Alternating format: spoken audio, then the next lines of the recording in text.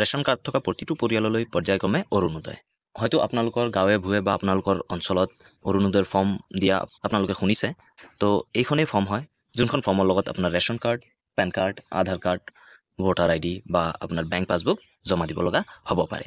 তো ফৰ্মখন কেনেকৈ আপুনি ফিল আপ কৰিব লাগে। তো এয়া ডাবল ইঞ্জিন চৰকাৰৰ গেৰাণ্টি। প্ৰথমতে দিছে ৰেচন কাৰ্ড থকা পৰিয়ালৰ মুৰব্বীৰ নাম। তো ৰেচন কাৰ্ডত যোন মুৰব্বীৰ নাম আছে সেইটো ইয়াত লিখিব লাগিব। তাৰপিছত ৰেচন কাৰ্ডৰ নাম্বাৰ, তো ৰেচন কাৰ্ডৰ নাম্বাৰটো আপুনি ইয়াত লিখি দিব। পৰিয়ালটোৰ যিগৰাকী মহিলা সদস্যৰ নামত অৰুণোদয় আঁচনিৰ বাবে আবেদন কৰা হ'ব তেখেতৰ নাম।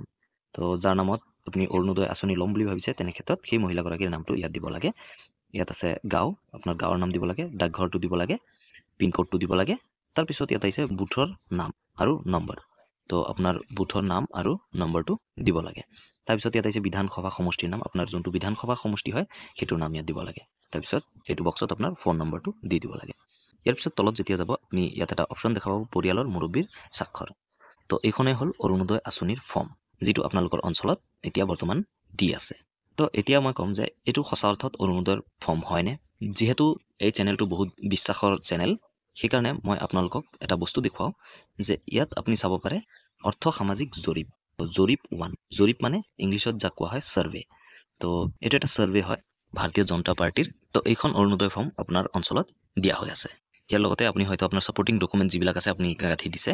কথাটো কিমান সত্য কিমান ভুল সেইটো মই জাজ কৰিব যোৱা নাই, কিন্তু মোৰ পাৰ্চনেলি লাগিছে যে এইটো অৰুণোদয়ৰ ফৰ্ম হ'ব নোৱাৰে। কাৰণ ছাইডত আপুনি দেখা পাইছে যে আগৰ অৰুণোদয়ৰ ফৰ্ম, আৰু ইয়াত লিখা আছে কি চাব পাৰে অৰ্থ সামাজিক জৰীপ। জৰীপ মিনছ ইংলিছত যাক ছাৰ্ভে বুলি কোৱা হয়।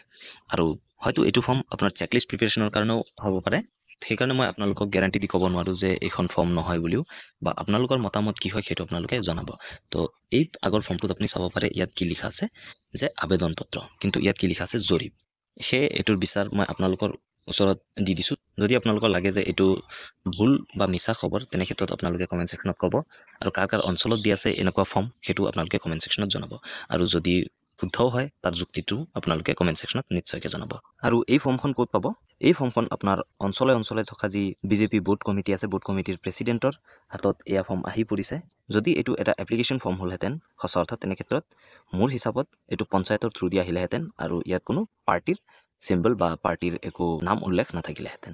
তো ইয়াৰ সত্যতা বিচাৰ মই আপোনালোকৰ ওপৰত এৰি দিছোঁ। আপোনালোকে কমেণ্ট ছেকশ্যনত অনুগ্ৰহ কৰি জনাই যেন। তো এই ভিডিঅ'টোত আলোচনা কৰিবলৈ ইমানেই আছিলে।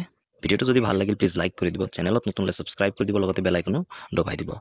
আৰু আপোনাৰ যিবিলাক বন্ধু বান্ধৱী আছে সকলোৰ লগত এই ভিডিঅ'টো শ্বেয়াৰ কৰি দিব। ধন্যবাদ। জয় অসম।